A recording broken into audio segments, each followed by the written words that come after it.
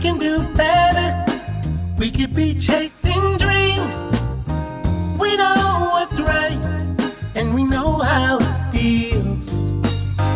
Yeah, we can do better. We can make a change for Guys, today is Matsumoto Half-Day Walking Tour. Morning guys! We are Dan and Berto and welcome back to our channel.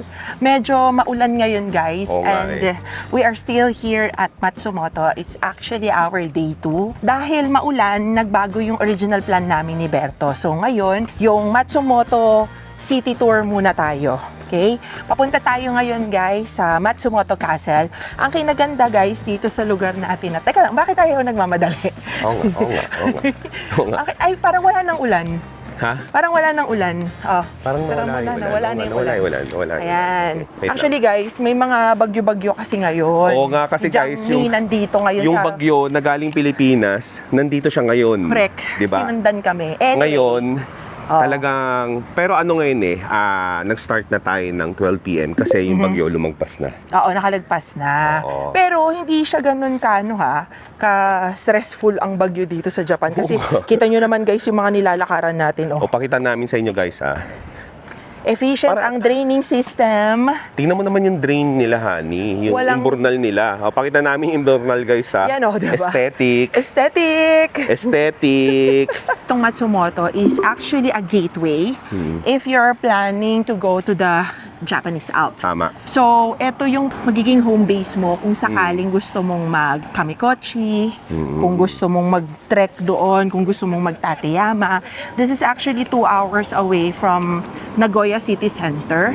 Ang goal talaga namin dito sa Central Japan na to ay mapuntahan yung Kamikochi. Oo nga. Yung Kamikochi kasi maglalaan kami ng 1 whole day, but since medyo flexible naman guys yung aming schedule, tinaon na lang namin siya na sunny day. Yung home base na to guys, sobrang mura kasi dito yung mga hotels, yung mga stay. Actually, hindi naman sobrang mura, but comparing to mismong Kamikochi area, kasi you can actually stay there. Kaso, sobrang bilis na ubos nung mga accommodations na, tsaka mahal. Oh, mahal talaga. Mahal. Pero kung gusto nyo talaga feels panggising pa lang Kamikochi na yon. Yung pupuntahan natin dito lahat walkable Oo. Saka tingnan nyo guys yung pavement, masarap siya sa paa, hindi siya matigas na pavement, di ba? Lakaran. Grabe no, ang social naman ng karsada dito, honey. Bakit? Pantay Guys, na tingnan nyo pantay. yung karsada, social no?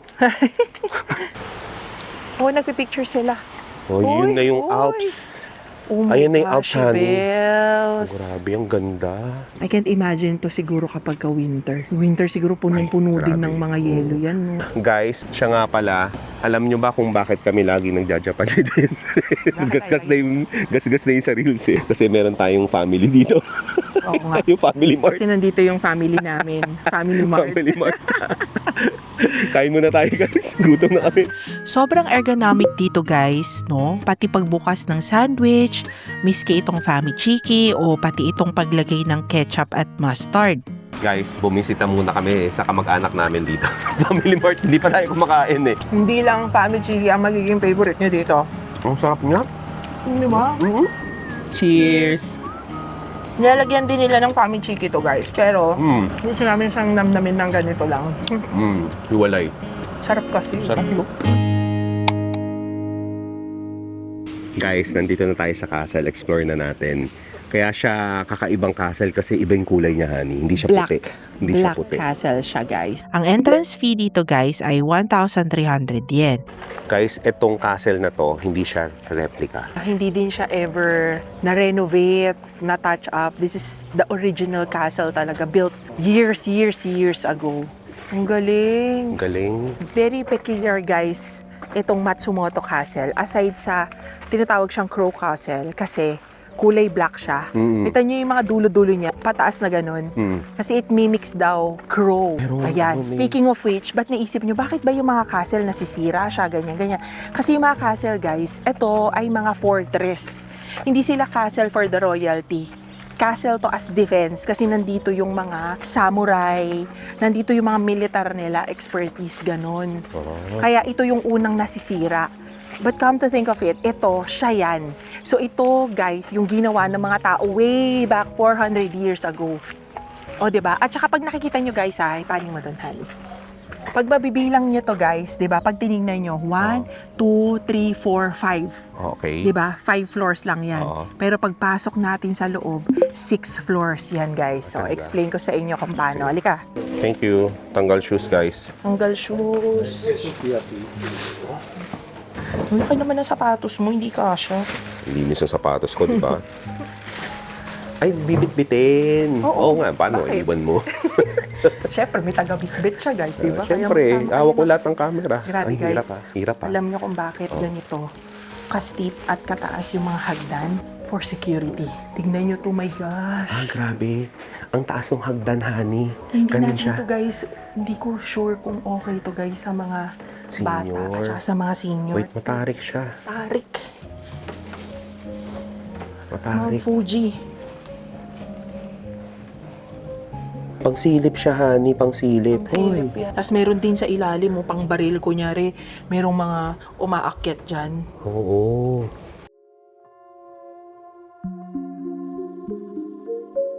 Guys, ito ang tinatawag na Japanese folding screen or bayobu. Dito nakapaint kung paano nagaganap yung mga war noon. Iba-iba yung mga weapon, yung mga flag nila, at saka yung ways of war, nakapaint talaga lahat dyan. Guys, tignan nyo itong full battle gear ng mga warriors. Alam ba ninyo na almost 20 to 30 kilogram ang timbang niyan pagsuot? Kasama na din sa gear guys yung mga lagayan ng tubig, sake, at pagkain. Guys, nandito na kami sa 4th floor. Merong pila, yung umaakyat tsaka bumababa. Yung stairs between the 4th floor and the 5th floor, ito yung pinakamatarik. Yan guys, yung secret na third floor.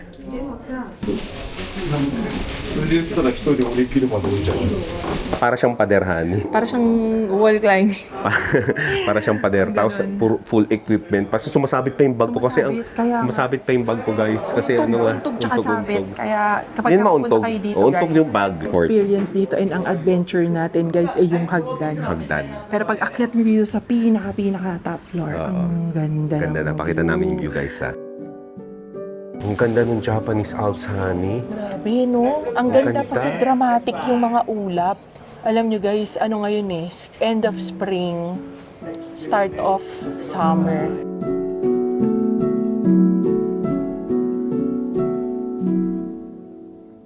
Guys, maraw na. Araw Sani na. Sani Matsumoto.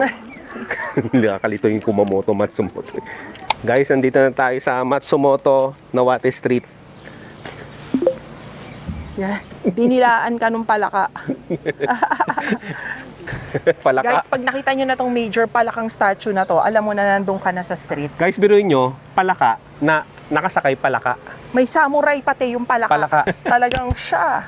Alam nyo guys, very symbolic itong palaka dito sa Matsumoto. Itong Kajika frog. Kaya siya ginawa ng ganito kasi very targeted siya dito sa Matsumoto na pag yung palaka nabubuhay sa ganitong river, Okay. ibig sabihin malinis ang tubig ng Ito yung Matsumoto. river nila, honey. Ito yung river nila. Oh, guys, ito yung itsura ng ilog ng Matsumoto pagkakabagyo pa lang. Oo, kakabagyo lang kasi guys eh. Oo. Yan Yan. siya. Pagka maraming palaka dyan, ibig sabihin malinis na yung tubig nila. Di ba? Yan. So, Walang pasukin amoy. natin. Walang amoy. Isang maiksing street lang ito guys ha, pero very famous ito as souvenir shops and mga kainan. Ganito na ang itsura ko sa'yo pag nabubuisit na ako sa'yo. Guys, Yan o, ganito na yan ang o. itsura Den ko. the traveler. Ganyan Pagka itsura nyo. nagugutom na. Nakita mo, nakapaano pa? Naka-cross Naka-cross pa arm. yung cross arm pa na. Pati nga. Oo nga, no. Parang pareho ah. Parang pareho. Pag nagugutom, guys. Ayun o. Pag nagugutom na, pagod.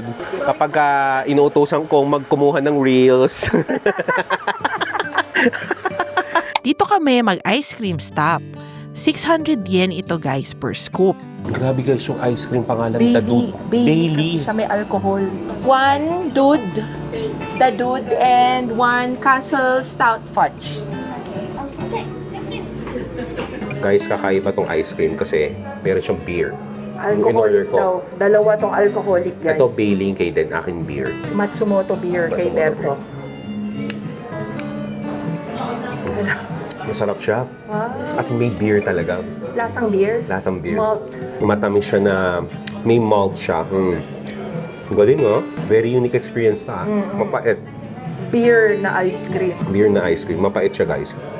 Na matamis. Pag mapupunta kayo dito guys, try nyo yan. Bailey. O guys, Bailey naman, familiar naman tayo sa lasa ng Bailey. Familiar? Manginginom. Kamusta? Chocolatey Bailey. Chocolatey Bailey kasi ang sarap. Masarap siya. Tingnan nga. Wow. As in, Sarap. Ang masarap yung Bailey, ah. Sarap yung Bailey. Masarap siya, diba? guys. Hindi siyang parang alak. Lasa siyang chocolate lang. Tikman mo yung yung beer. Oo. Diba? Galing, no? Ang lasa niya guys, creamy. Isipin nyo yung beer, tapos meron siyang cream, tapos meron siyang parang hint ng matamis. Galing nga, beer, ah. Beer, di ba? Galing, no? Alam niyo guys, ang hilig ni Berto sa mga kakaibang ice cream, no? Naalala niyo yung nag-chongqing tayo. Chili pepper ice cream. Oo. Sa mga bago dito sa channel namin, guys, magandang i-check niyo yung Chongqing Travel Series natin. Pagka interesado kayo sa mga China. China travel Ang ganda nun, promise guys. Very unique yung place na sa China. Cyberpunk China. Masarap ang lakad-lakad dito, guys. Sa kanilang community. Tahimik. Pakita ko sa inyo yung feels, guys. Ha? Yan show. Tahimik. Pinili namin maglakad ni Berto kasi malapit lang naman. Although mainit naman na, pero at least hindi siya yung umuulan na mahirap maglakad. Pero yung init, meron namang halong malamig na Hangin. Hani, pakita natin yung imbornal ulit nila. Grabe guys, tingnan yung imbornal nila. Crystal clear imbornal. Crystal clear. Diba? Yung sewer nila dito guys, sana all moment. At may mga ganyan pa Yung mga guys. bulaklak pa. Ginawang park. Guys, nandito tayo sa Matsumoto City Museum of Art. Kaya natin to pinuntahan at i-share namin sa inyo kasi very unique yung Napakaganda dito, art dito guys. Tingnan nyo puro Ang siya polka ganda. dots. Polka dots and patterns, honey. Di ba? Grabe, ang ganda niya, honey. Ito guys, itong nasa bungad, this is what they call phantom of flowers. Kasi puro siya flower, nakita mo, tulip, yan, iba't ibang flower, tapos puro siya stripe and polka dots and different loud colors talaga. Oo. Kasi guys, itong Museum of Art, ito talaga ay parang tribute kay Yayoi Kusama. Yayoi Kusama is an contemporary artist na dito sa Japan and buhay pa siya hanggang ngayon guys. Ito lang kasi tayo is makakapag-video and photo kasi may isang area na lang dun sa loob na pwedeng mag-video kasi bawal na. In short, Talaga? basta ang mga makikita natin dito, puro mga bits and pieces of dots, stripes, and patterns, and colors talaga na produce niya. Ang ticket price dito ay 1,100 yen. Marami ding iba pang artist dito guys aside from Yayoi Kusama ha. Ang ganda nito. Nasa likod namin guys, ang tawag dito ay Y-cut. Pusa siya. Oo, pusa siya. Tapos iba't iba yung kulay. Oo. Gando sa dulo, pasilip ng pasilip. Pasilip. Pasilip ng pasilip. Sinisilip ka. Tahimik kami dito kasi Museum kasi. Tahimik ka. Dito sa pinakataas na yung collection gallery ni Yayoi Kusama. Guys, hindi lang siya talaga pwedeng mag-video at photo. dun sa limited lang yung lugar area yun. na pwede kang mag-picture. Ang unang-una dyan, yung mga tulips. Oo. Ang gaganda. Yung mga sculpture. Sculpture niya, tsaka painting. Ito siya Sculpture guys and painting. parang ganyan siya. Pero yung tulip na yun, yung sculpture nun sa loob, pag nakita nyo siya personally, masasabi nyo na, grabe, no? Mas ma-appreciate nyo guys yung kinikwento namin sa inyo kapag ka nagbigyan kayo ng chance na makabisita dito, makita siya ng personal. Correct. Yung mga polka dots kasi, dun sa sculpture na yun, talagang pumuputok siya sa mata mo eh. Oo. Di ba? Di mo mai-imagine na yung Oo. simpleng polka dots, pagka nakita mo siya, ang ganda. Totoo. Iba-iba yung Totoo siya. color, iba-iba yung Totoo. pagkakabilog, iba-iba yung depth and dimension, di ba? Tapos meron naman doon na interactive naman siya. Pag pumunta ka doon, meron doon aching chandelier. Oo. Ano siya, punong-puno siya ng Pinapalibutan salamin. siya ng mga salamin, tapos kumukurap-kurap May na. isang chandelier na alam mo yung mapupundi na yung bombilya sa bahay. Kumukurap-kurap na Kumukurap-kurap. Tapos Ang ganda. Tas feeling doon, napakadilim. madilim. Oh, Dramatic. Yung feeling doon parang, ayan na, mamamatay na siya. Mamatay na siya. Ganun, Aching may chandelier. story, Ang galing, no? May story talaga. Tapos yung sumunod naman guys, Yung puro mga infinity naman ang style. Infinity. Kasi si Yayoi Kusama, mahilig siya sa mga patterns, sa mga polka dots, at sa mga mirror. So mahilig siya sa mirror, kaya Oo. gustong-gusto niya yung may mga mirror effect. Kasi meron doon guys na hagdanan na nakailaw siya ng neon lights. Tapos sa taas at sa baba, merong bilog na mirror na perfect mirror. Pag tinignan mo, Pag tinignan mo infinity. sa baba, infinity. Pag tinignan mo sa taas, Infinity na din. ladder. Tapos sobrang dilim nun, ang makikita mo lang yung ladder. Yung ladder. Oo. Ang ganda. Pitch black siya talaga guys. Sobrang yung mood mo parang, Oo. ganun. Galing no? Ka. Kahit yung mga pader nun, pinaghandaan nila nila. Kaya Pati para kisame. pitch black eh. Pati kisame, Galing nga. pinag-isipan. Tapos And yung then, huling-huli, after nun, yung pwede ka na pinakahuli, mag-picture. Ito yun guys, yung pumpkin. Yung pumpkin. Giant pumpkin. Giant Napakaganda. pumpkin. Oo. Ba't ka mahilig siya sa pumpkin? Kasi guys, si Yayoi Kusama, pinanganak siya sa parang mga farmer. Farmer ang lahi nila eh. So mahilig sila sa seeds, mahilig sila sa mga pumpkin, sa mga Okay. tanim, sa mga flower. And guys, kaya magtataka kayo, bakit dots? Ba't ang daming mga dots? Kasi Oo. si Yayoi Kusama, Queen of Polka Dots nga ang tawag sa kanya. She's one of the living artists na most expensive sa buong mundo because of the dots. Ibig You know sabihin, why? yung sculpture kanina, mga polka dots, sobrang mahal nun. Sobrang mahal nun. Kasi, bakit siya mahilig sa dots? Kasi daw, meron siya nung bata pa lang siya, nagsimula yan as hallucinations. Oh, So, yung mga hinahallucinate niya ng mga forms, ng mga dots, ng mga pattern, lahat yan, ginagawa niyang art. Nag-start siya dito sa Matsumoto and then she flew to New York. Tapos doon siya nag-start ng mga contemporary arts niya. Traveled all around na pati Europe, pati ganyan. Very known siya. Marami siyang mga exhibits all around the world. World-renowned talaga siya eh. alam niyo guys, Yeah. mahilig talaga kami ni Den sa mga, Mga art art. na ganyan. Na-appreciate namin yung mga ganyan. Yeah, Di ba it's- sa ating US Travel Series, ang punta tayo dun para makita MoMA. natin sa MoMA, para makita natin yung Kay painting ni Van Van Gogh, Starry Night niya, Oo. sa ni Monet, di ba? Lemonade. Yung- Meron kasing mga ano yan eh. Oo. May mga story behind. Mayo, And tama. that's parang more it makes interesting. Yung nakita mo yung Nagkakaroon art. ng buhay. Dito tayo sa souvenir shop. Marami din dito guys na mabibili, lalo na itong mga books, mga iba't ibang merch, at meron din kakaibang paperclip. Guys, dahil lumagpas na yung bagyo, sobrang taas na ng sun. Nandito Yes. tayo sa Matsumoto Station. Hanapin natin yung very important na matry natin, makain yun. Soul food daw yun of dito. Matsumoto, guys. Tama. It's marinated chicken na mas malaki pa daw sa chicken karage. If familiar na kayo sa chicken karage, so hindi natin palalampasin ang pagkakataon na to para matikman natin ang Matsumoto chicken. Ito guys yung menu oh. Pause na lang ninyo for the price ha. Ang in-order namin ay set meal. Ang tawag dito guys ay Sanzoku Yaki.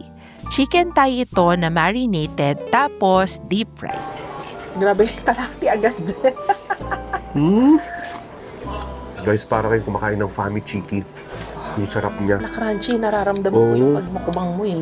Yung sarap niya, honey. Kuha ka nung mayo. Oo, Ano to? Wasabi yan, wasabi yan. Parang hindi naman dumip. Ay, yan. Lutong. Ayun, kanin. Sabi mo kanin eh. Perfect combination, guys. Yung sobrang sarap, crunchy, umami na chicken, wasabi sa katungkan.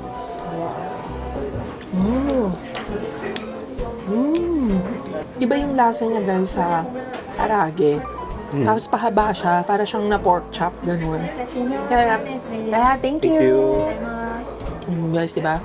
Pag kumakain tayo ng ganito, mayonnaise talaga dapat. Japanese mayonnaise yan. Japanese mayo. QP. Charot, di ko alam kung anong tawag sa kanila. Karage naman. Tingnan natin kung anong pagkakaiba nila. Hindi ko na malaman kung anong pagkakaiba nila, honey. Baka wala silang pagkakaiba. Parang wala, korte lang siguro. Oo. Iba yung tunog, honey, talaga dito ng pagtawid. Hindi siya yung ibon, yan, no? Ayun, no? Guys, excited kami ni Den na i-share pa sa inyo yung mga ibang makikita dito sa Nagano. Correct. Kaya yun guys, if you like this video, please like and subscribe. Kaya yun, see you on our next video. Bye! Bye!